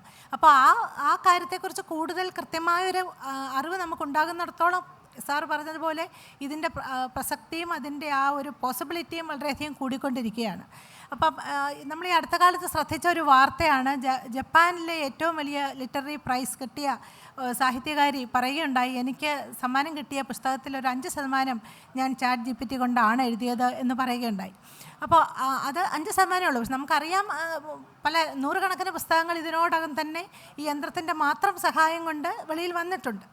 അപ്പോൾ 1950 ട്യൂറിങ് ഒരു ടെസ്റ്റ് എന്ന് പറഞ്ഞൊരെണ്ണം പറഞ്ഞതിനെക്കുറിച്ച് നമുക്കറിയാം. അതായത് ഒരു യന്ത്രത്തിൽ നിർമ്മിത ബുദ്ധി ഉണ്ടെന്ന് നമ്മൾ എങ്ങനെ തിരിച്ചറിയും. അപ്പോൾ അതിന് പറഞ്ഞിരുന്ന ഒരു ടെസ്റ്റ് എന്ന് പറയുന്നത്, നമ്മളൊരു സംഭാഷണത്തിൽ ഏർപ്പെടുകയാണ്, അതൊരു മനുഷ്യനാണോ യന്ത്രമാണോ എന്ന് നമുക്കറിയില്ലെങ്കിൽ, നമ്മുടെ ആ സംഭാഷണം കൊണ്ട് നമുക്കത് തിരിച്ചറിയാൻ പറ്റുന്നില്ലെങ്കിൽ അതിനർത്ഥം അവിടെ നിർമ്മിത ബുദ്ധി ഉണ്ടായി എന്നുള്ളതാണ്. അപ്പം അടുത്ത കാലം വരെ അത് വളരെ പണ്ടുണ്ടായ ഒരു ടെസ്റ്റാണെങ്കിൽ പോലും നമ്മുടെ ഒരു ഉപകരണവും അതിനെ ജയിച്ചിരുന്നില്ല. പക്ഷേ അടുത്ത കാലത്തുള്ള ഇത്തരം ഈ ജനറേറ്റീവ് AI ChatGPT പോലുള്ള ഉപകരണങ്ങൾ അത് ജയിച്ചു എന്നാണ് ഇപ്പോൾ നമ്മൾ മനസ്സിലാക്കുന്നത്. അപ്പോൾ അതേ രീതിയിൽ നമുക്ക് തിരിച്ചറിയാൻ പറ്റാത്ത രീതിയിൽ യന്ത്രം പ്രവർത്തിക്കുന്നു എന്നുള്ളത് കൊണ്ട് അവിടെ ഭാവനയുണ്ട് അല്ലെങ്കിൽ സർഗാത്മകതയുണ്ട് എന്ന് നമുക്ക് തീർച്ചയാക്കാൻ പറ്റുമോ കാരണം നേരത്തെ പറഞ്ഞതുപോലെ മനുഷ്യൻ്റെ സാഹിത്യകൃതികളിലും സർഗാത്മകതയുടെ ആ ഒരു തോത് ഏറിയും കുറഞ്ഞും ഇരിക്കുന്നത് കൊണ്ട് നമ്മൾ കാണുന്നുണ്ട് വളരെ ഉദാത്തമായ സാഹിത്യകൃതികൾ രചിച്ചിട്ടുള്ള സാഹിത്യകാരൻ അവരിതുവരെ ചെയ്ത ആ ഒരു പാറ്റേൺ റിപ്പീറ്റ് ചെയ്യുകയല്ല ചെയ്യുന്നത്. വളരെ വ്യത്യസ്തമായിട്ടുള്ള വാക്കുകളാണെങ്കിലും തീംസ് ആണെങ്കിലും ഒക്കെ ഉപയോഗിക്കുന്ന രീതിയിൽ വളരെ വേറിട്ട ഒരു ശബ്ദം പിന്നീട് കണ്ടെടുക്കുന്നതിനെ കുറിച്ചൊക്കെ നമ്മൾ കേൾക്കാറുണ്ട്. അപ്പോൾ ആ രീതിയിലൊക്കെ യന്ത്രത്തിന് സാധിക്കുമോ എന്നുള്ളത് ചോദ്യം ഒന്നാണ്. പിന്നെ അതോടൊപ്പം തന്നെ യന്ത്രമാണോ മനുഷ്യരാണോ ചെയ്തിരിക്കുന്നതെന്നുള്ളത് വെളിപ്പെടുത്തേണ്ട ആവശ്യം.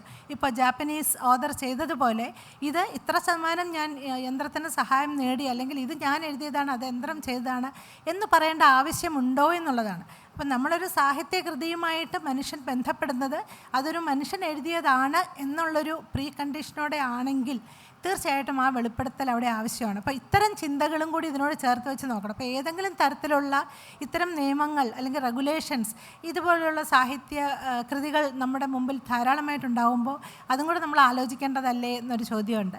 പിന്നെ ഇങ്ങനെ മുന്നോട്ട് പോകുമ്പോൾ ഒരുപക്ഷെ ഫെസ്റ്റിൽ അടുത്ത ഒരു സെഷൻ ഭാവിയിൽ ഇത്തരം ഒരു വിഷയത്തെക്കുറിച്ച് സംഭാഷണം നടത്തുന്ന മനുഷ്യരായിരിക്കണമെന്നില്ല.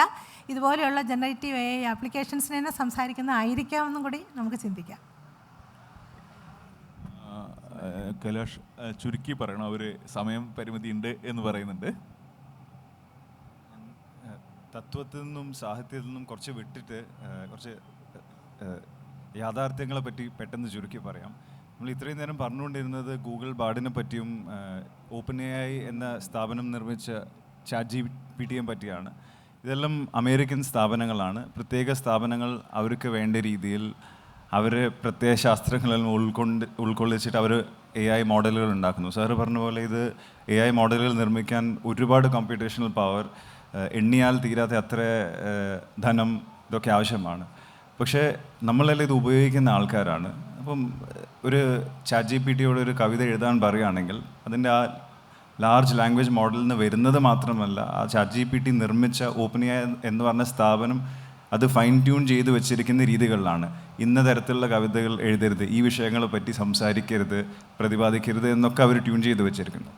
അപ്പം വരും കാലങ്ങളിൽ ആര് നിർമ്മിക്കുന്ന AI മോഡലുകളാണ് മനുഷ്യർ ഉപയോഗിക്കാൻ പോകുന്നത്, ആ നിർമ്മാതാക്കൾ എന്തൊക്കെയാണ് അതിൽ ഉൾക്കൊള്ളിച്ചിട്ടുള്ളത്, അവരുടെ ഉദ്ദേശങ്ങൾ എന്താണ്, ദുരുദ്ദേശങ്ങൾ എന്താണ് എന്നുള്ളതിനെ പറ്റി ഒരുപാട് ചിന്തിക്കണം. ഇന്ന് നമ്മൾ കഥ കവിത എന്ന് പറയുന്നു, പക്ഷേ അതിലുപരിയായിട്ട് ഇത് എല്ലാ മേഖലകളിലും ഉപയോഗിക്കപ്പെടാൻ പോകുന്ന സംഭവങ്ങളാണ്.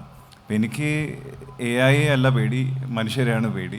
ഈ പറഞ്ഞ കാര്യങ്ങളൊക്കെ ചെയ്തുകൊണ്ടിരിക്കുന്നത് മനുഷ്യരാണ്. ഇപ്പോൾ ഉപാധികൾ എന്ന രീതിയിൽ ഉപയോഗിച്ചിട്ട് AI മോഡലുകൾ ഉപയോഗിച്ചിട്ട് നാളെയും മനുഷ്യർ തന്നെ ആയിരിക്കും ഒരു പരിധി വരെ. പക്ഷെ ആര് നിർമ്മിക്കുന്നു, എന്തിനു നിർമ്മിക്കുന്നു, ആര് ഉപയോഗിക്കുന്നു, എന്തിനു വേണ്ടി ഇതെല്ലാം പുറത്തു വിടുന്നു എന്നതും വളരെ ഇമ്പോർട്ടൻസ് ഉള്ളൊരു വിഷയമാണ്. അത്രയും പറയാനാകും. Okay, thank U Kailash. അപ്പോൾ എനിക്ക് തോന്നുന്നത് നമുക്ക് ഏകദേശം ഒരു 10 മിനിറ്റോളം ചോദ്യോത്തരങ്ങൾക്കായിട്ട് നീക്കിവെക്കാമെന്നാണ് സംഘാടകർ പറയുന്നത്. സദസ്സിൽ നിന്ന് ചോദ്യങ്ങളുണ്ടെങ്കിൽ കൃത്യമായി ആളുകളെ ഡയറക്റ്റ് ചെയ്ത് ചോദ്യം ചോദിക്കാവുന്നതാണ്. കൈലാഷ് സാറ് പറഞ്ഞു മനുഷ്യരെ ആണ് പേടി, AI അല്ല പേടിയെന്ന്. ജയ മാഡം പറഞ്ഞു AI ആപ്ലിക്കേഷൻസിൻ്റെ പരിമിതികളെക്കുറിച്ച്. സുനിൽ സാറ് പറഞ്ഞു വീട്ടിലുണ്ടാക്കുന്ന കേക്കും ഫാക്ടറിയിൽ ഉണ്ടാക്കുന്ന കേക്കും തമ്മിലുള്ള വ്യത്യാസം. അച്യുത് സാറ് പറഞ്ഞു ശശി തരൂരിൻ്റെ ഇംഗ്ലീഷും ശശി തരൂരിൻ്റെ മലയാളവും തമ്മിലുള്ള വ്യത്യാസം. ഇതൊക്കെ തന്നെയാണ് ChatGPTയിലും അതുപോലെ AI ജനറേറ്റഡ് ആയിട്ടുള്ള സാഹിത്യ സൃഷ്ടിയിലുമുള്ള പരിമിതികൾ എന്നുള്ളത്. അപ്പോൾ ഡേറ്റയാണ് പരിമിതി. ഡേറ്റ പരിമിതിയെ ഇനി വിദൂര ഭാവിയിൽ ക്വാണ്ടം കമ്പ്യൂട്ടിങ്ങും ആർട്ടിഫിഷ്യൽ ഇൻ്റലിജൻസും കൂടി കൈകോർത്ത് പിടിക്കുമ്പോഴേക്കും ഡേറ്റ എന്നുള്ളത് ഒരു പരിമിതിയായിട്ട് മാറുകയില്ല. ഡേറ്റയ്ക്ക് അനന്തകോടി സാധ്യതകൾ, അതായത് ഇപ്പോഴുള്ള ഡേറ്റയുടെ എത്രയോ മടങ്ങ് ഡേറ്റയായിരിക്കും സാധ്യമാവുക ആർട്ടിഫിഷ്യൽ ഇൻ്റലിജൻസും ക്വാണ്ടം കമ്പ്യൂട്ടിങ്ങും കൂടി കൈകോർക്കുമ്പോൾ ഉണ്ടാവാൻ പോകുന്നത്. അങ്ങനെ ആകുമ്പോൾ ദുര്യോധനൻ്റെ വീടിവലിയും അതുപോലെ ഗുരുവായൂരപ്പൻ്റെ ജലദോഷവും ഒന്നുമില്ലാത്ത ഒരു സാഹിത്യം എല്ലാവർക്കും ലഭ്യമായിരിക്കും എന്നാണ് തോന്നുന്നത്. അങ്ങനെയാണെങ്കിൽ യഥാർത്ഥ സാഹിത്യകാരൻ്റെ ഭാവിക്ക് എന്ത് സംഭവിക്കും?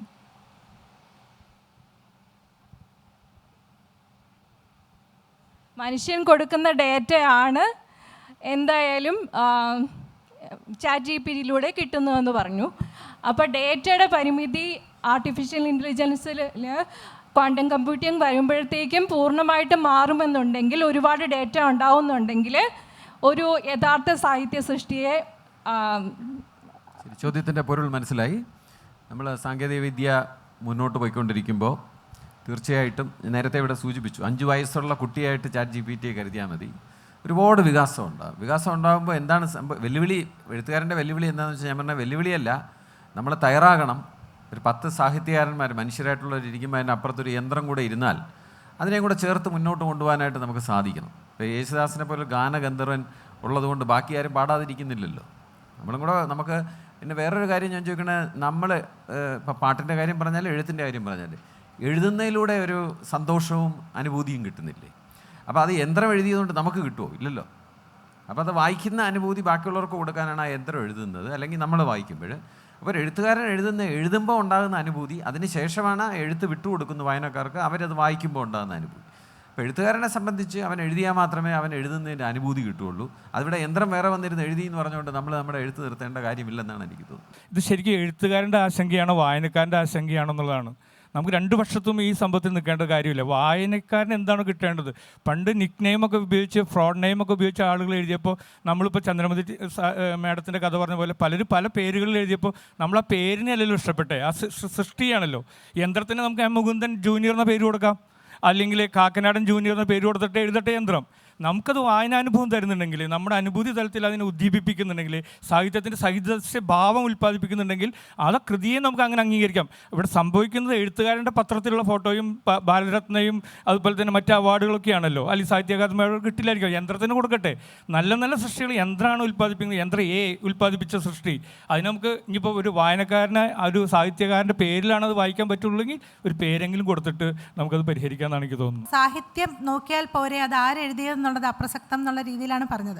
തീർച്ചയായിട്ടും ആ രീതിയിലാണ് നമ്മളും പറയുന്നത്. അതായത് പലതരത്തിലുള്ള സാഹിത്യ സൃഷ്ടികൾ കോ എക്സിസ്റ്റ് ചെയ്യും. ഇപ്പം യന്ത്രമുണ്ടാക്കിയത്, സാഹിത്യകാരനുണ്ടാക്കിയത്, ഇല്ലെങ്കിൽ ഇത് കൊളാബറേറ്റ് ചെയ്ത്, ഇപ്പം പലതരത്തിൽ ഇതൊരു ഉപകരണമായിട്ട് നമ്മൾ കാണുകയാണെങ്കിൽ പലതരത്തിൽ ഉപയോഗിക്കാം. ഇപ്പം നേരത്തെ പറഞ്ഞതുപോലെ പുതിയൊരു തീം സജസ്റ്റ് ചെയ്യാം. പല ആൾക്കാർ ചേർന്നുള്ള റൈറ്റിംഗ് ഉണ്ടല്ലോ, കൊളാബറേറ്റീവ് റൈറ്റിങ്ങിനൊക്കെ ഒരുപാട് സാധ്യതകൾ തരുന്നതാണ്. പക്ഷെ പലതരത്തിലുള്ള സാഹിത്യം നിലനിൽക്കുമ്പോഴും നമ്മുടെ ചോദ്യം, ഒരു മനുഷ്യനായ ഒരു സാഹിത്യകാരൻ അല്ലെങ്കിൽ സാഹിത്യകാരിക്കുണ്ടാകുന്ന ആ ഭാവന എന്ന് പറയുന്നതിനൊരു ലിമിറ്റ് ഇല്ലാത്തതാണ്, ലിമിറ്റ്ലെസ് എന്നാണ് നമുക്കിപ്പോൾ ഉള്ള തോന്നൽ. അതിന് ഏത് തരത്തിലൊക്കെ അത് പ്രകാശിക്കാം എന്നുള്ളതിനെക്കുറിച്ച് നമുക്കിപ്പോൾ ഒരു സങ്കല്പമൊന്നുമില്ല. അപ്പോൾ ആ രീതിയിൽ യന്ത്രത്തിലേക്ക് വരുന്നുണ്ടോ എന്നൊക്കെയുള്ള അന്വേഷണങ്ങളാണ്. അത് വരേണ്ടതുണ്ടോ, യന്ത്രത്തിൽ അത് നാളെ അത് എടുക്കാൻ പറ്റുകയാണെങ്കിൽ അത് നല്ലതല്ലേ എന്നൊക്കെ ഉള്ളത് വേറെ ഒരു ചിന്തയാണ്.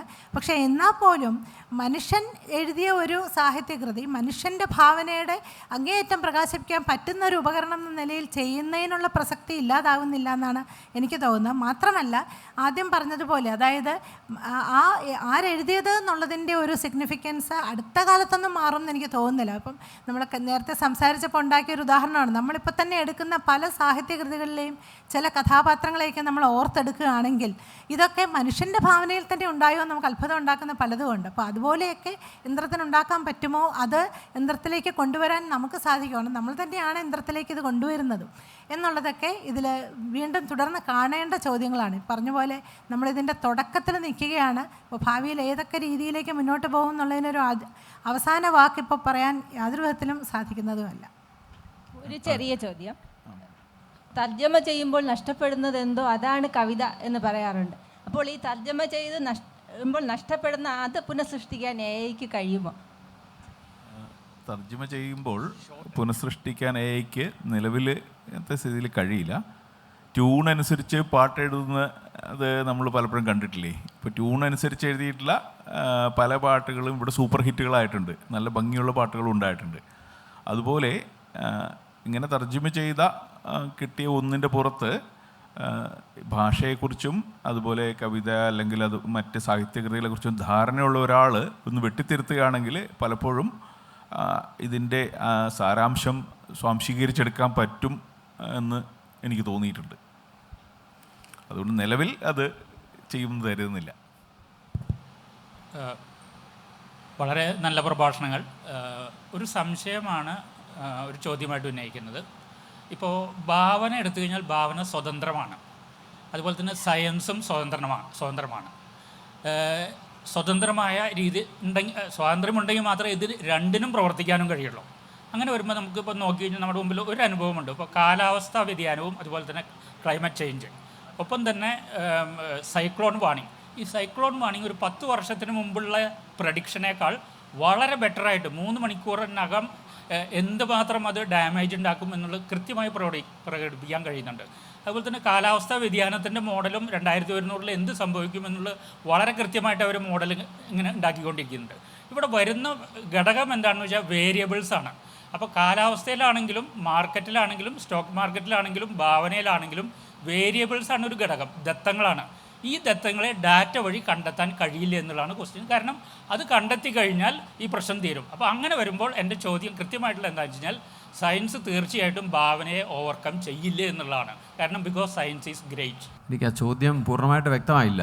സയൻസ് ഭാവനയെ ഓവർകം ചെയ്യുമോ എന്ന് ചോദിച്ചാൽ രണ്ടും ചിന്തയിൽ അധിഷ്ഠിതമായിട്ടുള്ള കാര്യങ്ങളാണ്. അത് ഒന്ന് കൺവെർജൻറ്റും മറ്റത് ഡൈവർജൻറ്റുമാണ്. ഞാൻ നേരത്തെ ഇവിടെ സൂചിപ്പിച്ച പോലെ അത് രണ്ടും മനുഷ്യ സ്വഭാവത്തിൽ അന്തർലീനമായിരിക്കുന്ന 2 കഴിവുകളാണ്. അത് തമ്മിലൊരു മത്സരം എന്നെനിക്ക് മനസ്സിലാകുന്നില്ല. കാരണം അതിനെ നമ്മൾ സാധാരണ പറയുന്ന ഇടത് തലച്ചോറും വലത് തലച്ചോറിലുമാണ് അത് കേന്ദ്രീകരിക്കുന്നത് നമ്മൾ പറയുന്നുണ്ട്. ഒന്ന് പുതിയ കാര്യങ്ങളിലേക്ക് പോകാനുള്ള ഒരു ഉദ്ദീപനമാണ് ഒരെണ്ണം. മറ്റത് ഉള്ള കാര്യങ്ങളെ യുക്തിപരമായിട്ട് സ്വാംശീകരിക്കാനുള്ള ഒരു ത്വരയാണ് ഇടതുവശത്തെ തലച്ചോറിലിരിക്കുന്നത്. അത് തമ്മിലൊരു മത്സരം ഉണ്ടാകുമോ എന്ന ചോദ്യത്തിന് എനിക്ക് സത്യം പറഞ്ഞാൽ എനിക്ക് ഉത്തരം അറിഞ്ഞൂടാ. പക്ഷേ ഇത് 2 കാര്യങ്ങളാണെന്ന് ഞാൻ പ്രതികരിക്കുന്നു. കലേഷ് അതിനോടൊന്ന് കൂട്ടിച്ചേർക്കുന്നത്. ഈ വേരിയബിൾസ് എന്ന് പറഞ്ഞല്ലോ, വേരിയബിൾസ് എല്ലാം മനസ്സിലാക്കി പഠിച്ചെടുത്ത് കഴിഞ്ഞാൽ നമുക്ക് ഭാവി പ്രവചിക്കാം എന്നുള്ളത്. പക്ഷേ ഈ ബട്ടർഫ്ലൈ എഫക്റ്റ് എന്ന് പറഞ്ഞ ഒരു സംഭവം ഉണ്ടല്ലോ. ഇവിടെ പറഞ്ഞൊരു വാക്ക് ചിലപ്പോൾ ഒരാളുടെ ജീവിതം തന്നെ, നമ്മൾ കേട്ടൊരു വാക്ക്, നടന്നു പോകുമ്പോൾ കേട്ടൊരു വാക്ക് ഒരാളുടെ ജീവിതം തന്നെ മാറ്റിമറിക്കാം. അപ്പം ഈ കാലാന്തരങ്ങളായിട്ട് ഭൂമിയുടെ സിവിലൈസേഷൻ വളർന്നു വരുന്നത് അങ്ങനത്തെ ബട്ടർഫ്ലൈ എഫക്റ്റിൽ കൂടെയാണ്. അപ്പം ഒരു കോംപ്ലെക്സ് സിസ്റ്റം, കാലാവസ്ഥ പോലെ അല്ലെങ്കിൽ ഭൂമി അല്ലെങ്കിൽ സിവിലൈസേഷൻ മൊത്തം അത് പ്രെഡിക്റ്റ് ചെയ്യണമെങ്കിൽ സയൻറ്റിഫിക്കലി പ്രപഞ്ചത്തിലുള്ള എല്ലാ കണങ്ങളുടെയും സ്റ്റേറ്റ് പൊസിഷൻ അറിഞ്ഞിരിക്കണം. പക്ഷെ അത് സാധ്യമല്ല. അപ്പം കാലാവസ്ഥ 2100 വരെ നമുക്ക് ആക്യുറേറ്റ് ആയിട്ട് പ്രവചിക്കാൻ പറ്റുന്നു എന്ന് പറഞ്ഞു. പക്ഷെ അതിൻ്റെ ആക്യുറസി അത് ശരിയാണോ തെറ്റാണോ എന്നും അറിയില്ല. പല പ്രവചനങ്ങളും തെറ്റാറുണ്ട്. ഇത്രയും കോംപ്ലെക്സ് സിസ്റ്റത്തിൽ ഓരോ കണത്തിനെ പഠിക്കാതെ പറ്റില്ല. അപ്പം അത് ശാസ്ത്രത്തിൻ്റെ ഒരു പരിമിതിയല്ല, നമ്മളെ ഫിസിക്കൽ റിയാലിറ്റി എന്ന് പറഞ്ഞത് അതാണ്. അത്രയും ചേർക്കേണ്ടിയിരുന്നുള്ളൂ. ഭാവനയിലെ ഈ വേരിയബിളുകളുടെ എണ്ണം നമ്മുടെ ChatGPT ഏകദേശം 1.7 ബില്യണോ മറ്റോ ആണ്. അത്രയും വേരിയബിളുകളാണ് അത് ട്യൂൺ ചെയ്ത് കണ്ടുപിടിച്ച് വെച്ചിരിക്കുന്നത്. അപ്പോൾ വേരിയബിളുകളുടെ എണ്ണം വീണ്ടും കൂട്ടാൻ പറ്റും, പക്ഷേ അതിനനുസരിച്ചുള്ള കമ്പ്യൂട്ടിംഗ് പവർ എല്ലാം വലിയ തോതിൽ വേണ്ടി വരും. അപ്പോൾ അതുകൊണ്ട് തന്നെ ഭാവന എന്ന് പറയുന്നത് പലപ്പോഴും ഒരു അബറേഷൻ കൂടെയാണ്, നമ്മുടെ നോർമൽ റുട്ടീനിൽ നിന്നുള്ള ഒരു വേരിയേഷനാണ്. ഇപ്പോൾ അദ്ദേഹം പറഞ്ഞതുപോലെ ലോകത്തുള്ള എല്ലാ സ്റ്റേറ്റും നമുക്ക് എല്ലാ വേരിയബിളുകളും ഓരോ കണവും ഓരോ വേരിയബിളായിട്ട് എടുത്ത് അതിനെല്ലാം കൂടെ ചേർന്നിട്ട് ഉള്ള ഒരു സംയോജിത രൂപമാണ് നമ്മുടെ പ്രപഞ്ചം അല്ലെങ്കിൽ നമ്മുടെ ഭൂമി എന്നൊക്കെ പറയുന്നത്. അപ്പോൾ എല്ലാത്തിനെയും ഇത്രയും സാധനങ്ങൾ പ്രെഡിക്റ്റ് ചെയ്യാനാണ് നിലവിൽ കഴിയുമെന്ന് എനിക്ക് തോന്നുന്നില്ല. എന്തുകൊണ്ടും ഭാവനയ്ക്ക് ഒരു പരിധിവരെ മുൻതൂക്കം ഉണ്ടാകാനുള്ള സാധ്യതയാണ് ഉള്ളത്.